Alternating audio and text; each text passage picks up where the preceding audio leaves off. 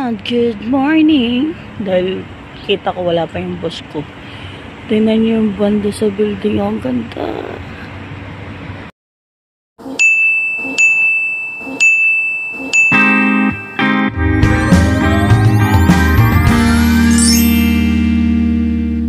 And lunchtime na sa work.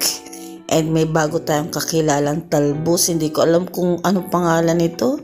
Basta pre-promote yan ng ating mga kasama sa work. And ang bili nga pala dyan ay $6 ang isang tali. Pero madami naman talaga siya. And sabi nila hindi daw yung nabibili sa mga supermarket dito sa mga grocery. Doon daw yan nabibili doon sa Tianggian. Ay ano kayang pangalan itech? Pero okay siya. Pwede siyang parang i-steam lang sa tubig na mainit. Tapos pwede ding igisa. And so ito nga binabad natin sa yung talbos sa mainit na tubig. Tapos may nagdalang bagoong at kamatis. At ako nagprito din ako ng isda. Sponsored by Jack. Yung nahuli po nila nung isang araw. And yes, may pamakaray lang lola nyo. Dahil lang yan sa paghuhuli ni Jack. Thank you. Yes, humingi ako, sabi ko, pengi naman. Dadali ko nga dito sa work. And itouch na ang lunch ng lola nyo. Oh, ganda. Ganda na presentation. May pa-lemon pa. Wala kasi ditong kalamansi, kaya lemon. Kain. At meron pa nagdala sa amin ng cupcake. Ang ganda. Tazarap. And good morning, noong June 24, 2023. Lumabas nga dito sa aking FB memory itong isang taon kong picture. O, diba? O, may pa-extra pa ng gitara ni Rapaboy. Pero ang bida talaga dito ay hindi a catch, kundi yung aking mga bulaklak na yan. Naka-isang taon na talaga siya sa akin. Tingnan nyo naman, ang ganda-ganda. And tingnan nyo naman siya ngayon. Ayan. Hindi ko alam kung okay ba yun o ewan. And so far, okay naman kasi hindi naman siya nauubusan ng dahon at may mga sumusuloy pa. At meron din naman talaga nag-stand out. Ayan, tingnan nyo naman. Siya na yung pinakamalagong dahon. Tapos meron pa mga bulaklak. Meron ng padalwa. Tapos meron pa ulit sumusuloy na isa. Kailan kaya siya lubos na gaganda katulad sa picture natin kanina? Di ka apakalayo na itsura. Yes, kailan kaya yan? At saka pansin ko, layo-layo yung mga dahon ng aking mga pasuloy. Today is my rest day. Kita nyo ba ang hininga? Pero meron tayong date. Sasabay ko na rin yung repeat prescription ng aking gamot inhaler. Punta tayo sa ating clinic. And makikita nyo yan ulit ngayon. And after ilang months, babalik na ulit tayo sa ating clinic. Kasi nga, ginawa ko noon, tumawag lang ako. Pero doon din naman sa clinic ako nagbayad. Kaya ngayon, hindi na ako true call. Pupunta na ako doon at direct ako na lang babayaran. Dapat maglilinis ako kasi akala ko 12 pa ang aming coffee time ng mga ka-works. May tumatawag sa akin, mamaya na. Hindi na pala tayo magbabas. Kakaon na lang, dadaanan na lang tayo dito ng mga kasama natin magko-coffee. Alabig talaga, umuulan pa. Pero kung hindi umulan, mas malamig pa talaga.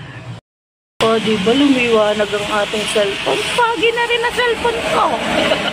And kahapon nga, nagpulong kami, nag-focus kami kagabi. Akala ko pagbaba ng Wainaway ay clear na ang fog. Pero hindi, mafog pa rin dito sa lower hat. Pinalilibutan tayo ng fog.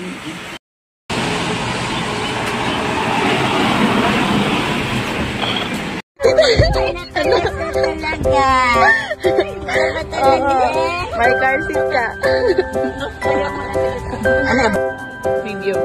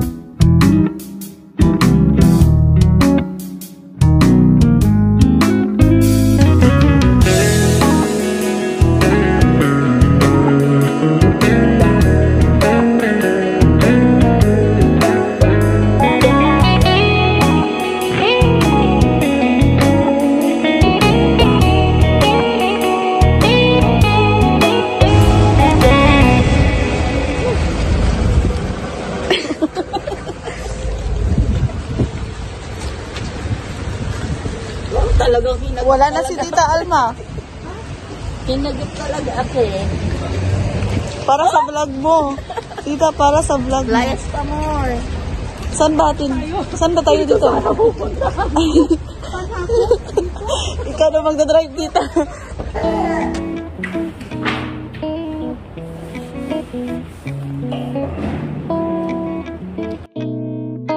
Pauwi na at Kedge. Ayan, nandiyan na ating bus. Hindi na ako masyado nag-video doon. May batang nagliligalig.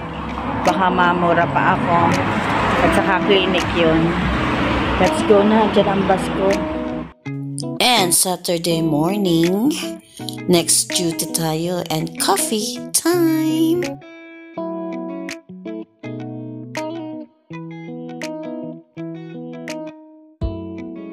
And yes, may kadate ako. And syempre, sino pa talaga? Si Lola. Then, after yan, inatid na niya ako sa work. At dyan lang yan sa tabi-tabi para malapit tayo makarating sa ating work. Pinilit ko pa yung picturean ha. Pero feel na feel ang stolen shot ng lolo nyo. And lunchtime, at kung napapansin nyo, puros kagat-kagat na. Kasi bisla akong naalala, wala pa nga pala pang my days. So, picture, kahit kagat-kagat na. And minsan talaga ang lunch ng lola nyo, parang healthy, parang nagda-diet, pero minsan sagana. Lalo na pag share-share sa ulam, o diva, naka-macaroni salad tayo ngayon. And minsan pag nakakaluwag-luwag, may pa-fruits nga ang lola nyo. And minsan nga ay napapasabay ang lola nyo dito kay Maricar at nakakatipid naman ako sa pamasahe. Kaya lang minsan dumadaan kung saan, syempre kasama rin tayo sa gastusan. And picture muna bago kumain, kasama namin yung kanyang anak. Eh nakakahiya kayong magpalibre, para-pareho lang naman kayong mga empleyado. Hindi naman siya boss at lalong hindi rin ako boss. Kaya fair lang, kaya KKB. Libre na nga sa pamasahe, libre pa sa food. Sobra ka. Tsaka nakakahiya ka, sobra. Wow, only drinks from anong are? Burger King. Ganun pala yun. Ano yan? Fanta? Fanta, ano? Yun din na gusto ko. Yun din alagay mo sa akin. Wow.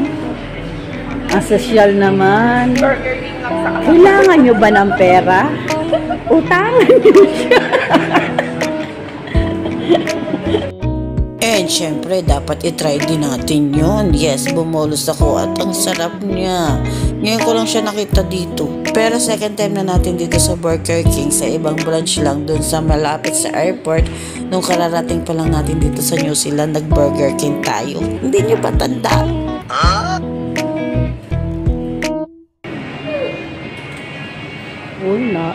Nagbibit-bit ng baon. And ito na nga, umagang-umagay, ulan na ulan. Kaya nakaisip kami mag-champorado. And gagawa din tayo ng turon. Sarap, yummy, saging na turon.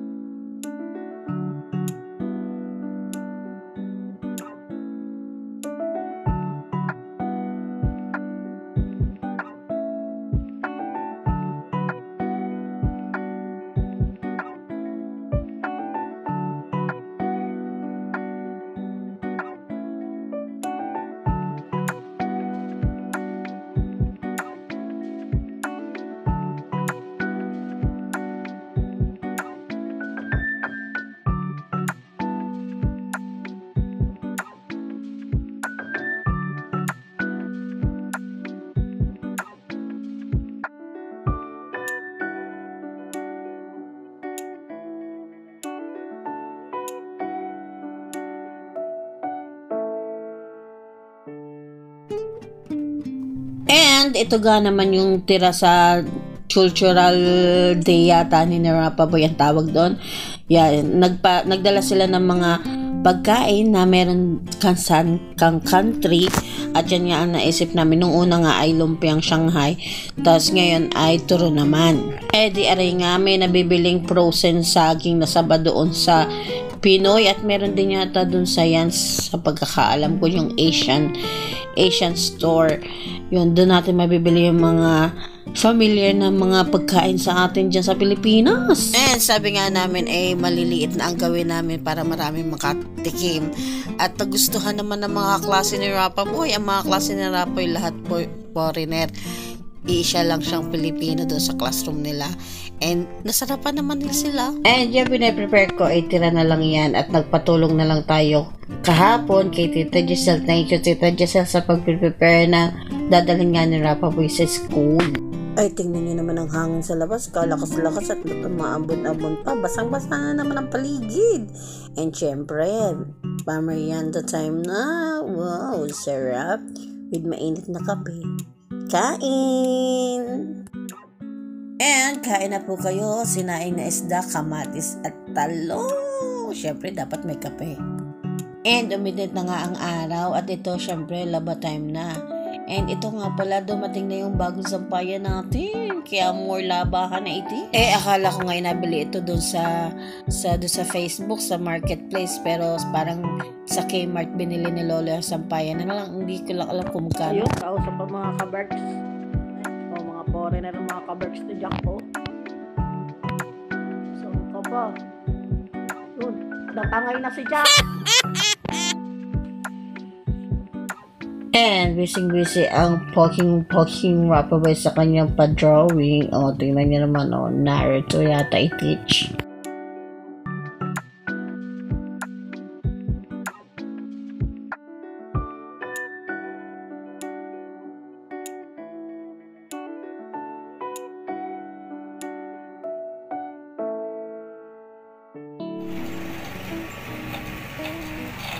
And may pinasa sa akin si Lolo at nagmawer daw yung dalawang bata dito. Tingnan nga kung pwede na para regular sila na magmawer.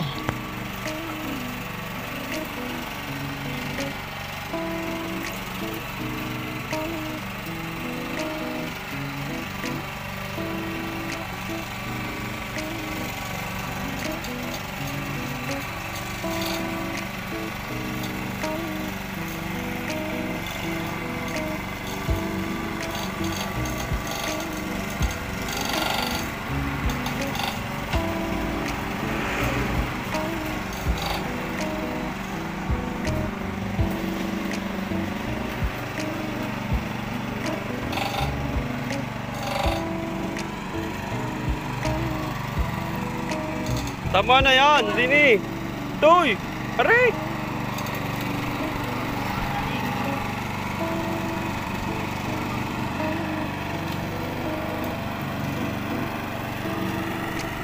Ba't ka patras?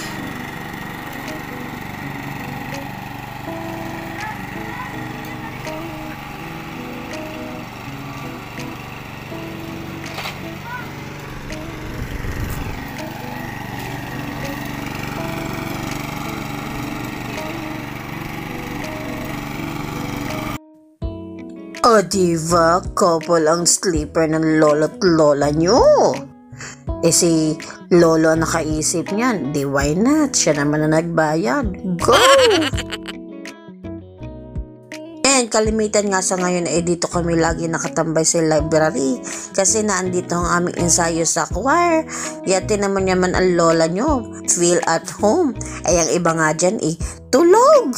Madadandan mo at makikita mo lang dyan nakatambay tulog. Ewan ko kung ano lahi saan ka pa? Nakatambay ka dito, nakaheater ka. Tapos syempre, library, tahimik. At meron nga dyan computer, parang pampisonet na kasi libre. And till next video, please like, share, and subscribe our YouTube channel. Thanks for watching. Bye. See ya.